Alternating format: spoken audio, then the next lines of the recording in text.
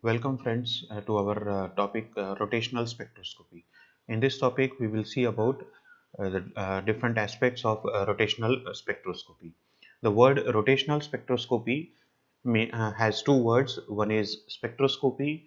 Spectroscopy is nothing but the interaction of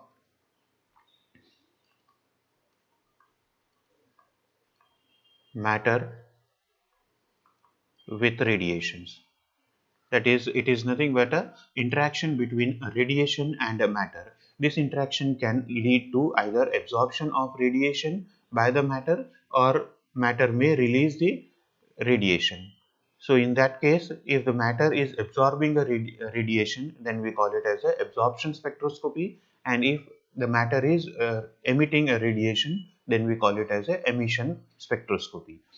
The word rotational means when a molecule is rotating, if a AB molecule is there, if that AB molecule is rotating and while rotation it absorbs or it interacts with the radiation, then that we call it as a rotational spectroscopy. Generally, this rotational energies absorb, or during rotation matter absorbs radiations from microwave region microwave region of the electromagnetic radiation. So it is also called as a microwave spectroscopy and the rotational spectroscopy. So rotational spectroscopy is also known as a microwave spectroscopy. Now for this rotational spectroscopy, it is important that the molecule must be a polar molecule, or it must have a dipole moment. In the last lecture, we have seen about the dipole moment. Dipole moment is nothing but the product of charge of separation q into the distance of separation, that is mu. The dipole moment is defined as q into r, where q is the charge of separation and r is the distance of separation. If we have a molecule, say AB molecule, where A is a slightly less electronegative than B is more electronegative, so B will acquire a slight negative charge, say delta minus charge, and A, being a less electronegative than B, will acquire a slight positive charge, that is delta positive. So our dipole moment will be projected from A to B with an arrow heading towards B from A, and we will have a cross over the A side.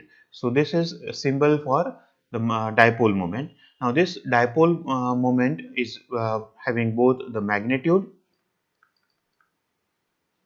as well as direction. As it is having both the magnitude as well as direction, it is a vector quantity. We have seen it in physics that there are two types of quantities, one a scalar quantity and the other as a vector quantity. Vector quantity has both the magnitude as well as direction. Now this dipole moment, when it is a permanent dipole moment is there, there is a permanent charge separation between the two atoms that are joining the bond. Other is induced dipole moment, that is in presence of an electrical field the charge separation occurs. In both the cases, when there is a dipole moment is there and the molecule is being rotated in a over an axis, the molecule is rotated over an axis. Like for example, if we have this molecule AB, if we draw it in a plane of a paper, and if this molecule is rotated along this directions. Now if this molecule is rotated along this direction, means the molecule has A and B atoms, B atom acquiring a delta negative charge and A is acquiring a delta positive charge. Now when this molecule is rotated, its charges are also rotating, its charges plus charge is rotating in this way, and minus charge is also rotating. As its plus and minus charges are rotating, it generates its own electrical field. As there is a movement in the charges, so it generates its own electrical field. Now when this electrical field, when it is oscillating, it oscillates with a certain frequency. Let that frequency be equal to nu2. And when we radiate this molecule by a radiation of the electromagnetic radiation of, say, frequency nu1, when this nu1 frequency matches nu2, when the frequency of the radiation is exactly equal to frequency of the changing electrical field, that is frequency of rotation, then the radiation gets absorbed. That means the molecule will absorb the radiation only when the rotational energy of it, or the rotational frequency of it, or the changing electrical field frequency will be matching with the electrical field's frequency of the radiation. We know that the radiation consists of electrical field as well as magnetic field. So if we have,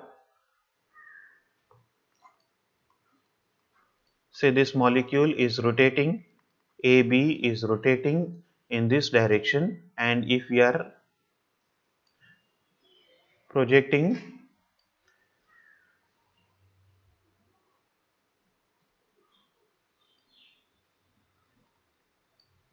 a radiation where this is our electrical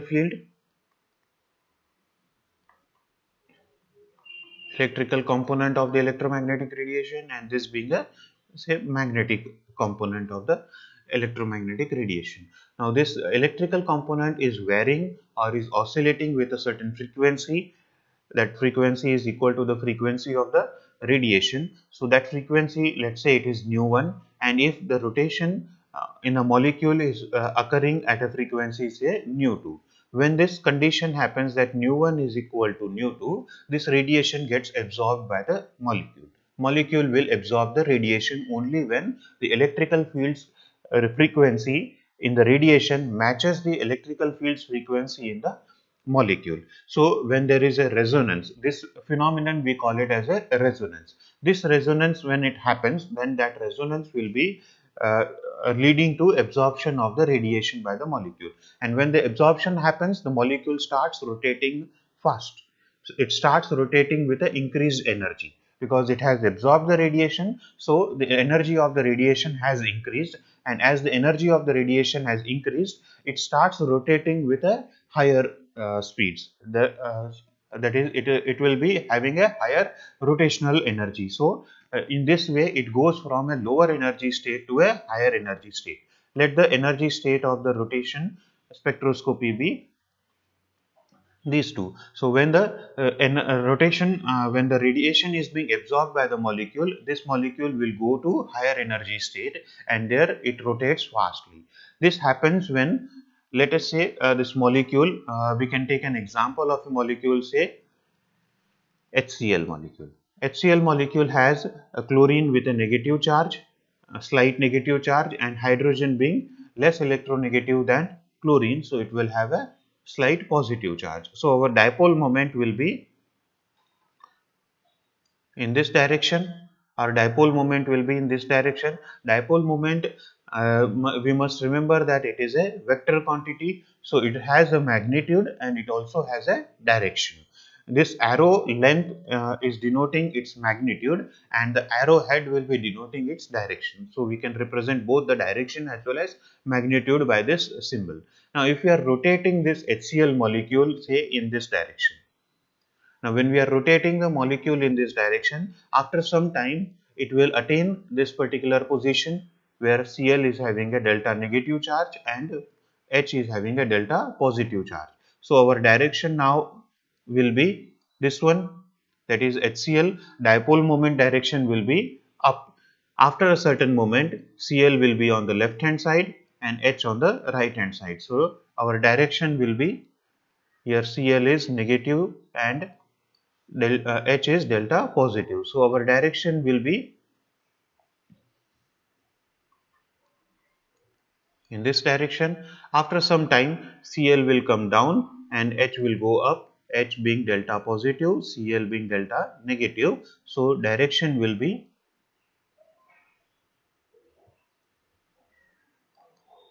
this direction, and after that it will be coming to this position where H is delta positive, Cl is delta negative. So the direction becomes same as the starting point. Now what has happened here is that bond is not changing. We are negating the bond vibrations. When we are negating the vibration, we are not considering the vibration. We are imagining that the molecule is purely rotating. It is not undergoing any vibrational motion. Now, when it is not undergoing any vibrational motion, its bond length is fixed. When the bond length is fixed, our dipole moment mu is equal to Q into R. Q, the charge separation is constant. R, the bond length here, or the separation of charges, distance of separation of charges is also fixed. So mu will, magnitude wise, mu will remain same. Means the mu is not changing. So if the mu is not changing, so it should not be, change in dipole moment is not happening, so radiation should not be get absorbed over there. But what is happening here is that when the rotation is happening, the direction of the dipole moment is changing. When the direction is changing, dipole moment being a vector quantity, if the direction changes or the magnitude changes, dipole moment changes. Magnitude, although it is remaining same, but the direction is changing, and so the dipole moment is also changing. It is going from towards left hand side to up, the left, bottom, and then again coming back. So it is, the dipole moment is changing. As the dipole moment is changing, it will absorb, it will have the oscillation in the electrical field. As it oscillates in the electrical field, it will absorb the radiation. So it is very much necessary for a rotational spectroscopy to occur. The dipole moment must change. During the rotational motion, dipole moment must change. If the dipole moment is not changing, the rotational spectroscopy will not occur because the radiation will not get absorbed. When we are looking for an example of say H2 molecule, H2 molecule is a homoatomic molecule, homodiatomic molecule, so it will not have any charge separation. As it doesn't have any charge separation, Q will be equal to 0, so mu will be equal to 0 for H2 molecule. As mu is equal to 0, when we are rotating also, it will not have any direction there. So it will not have any change in direction. As it is not having any change in direction, it is not having any magnitude wise change in the magnitude, so it will not be having any oscillating electrical field of its own. When it is rotating, it will not have any oscillating electrical field of its own, so it will not interact with the electrical component of the electromagnetic radiation, and hence there will not be any absorption of the radiation by the matter. As there is no change, no absorption of the radiation of the matter, rotational spectroscopy will not be observed for a molecule which is having zero dipole moment. If it is having a permanent dipole moment, permanent non-zero dipole moment, then there will be electrical component generated when the rotational motion is occurring, and that electrical component will interact with the electrical component of the electromagnetic radiation, and so the electromagnetic radiation will get absorbed by the molecule, and the molecule starts rotating at a higher energy, rotational energy level. So in next lecture, we will be looking after these rotational energy levels as well as the moment of inertia. Thank you.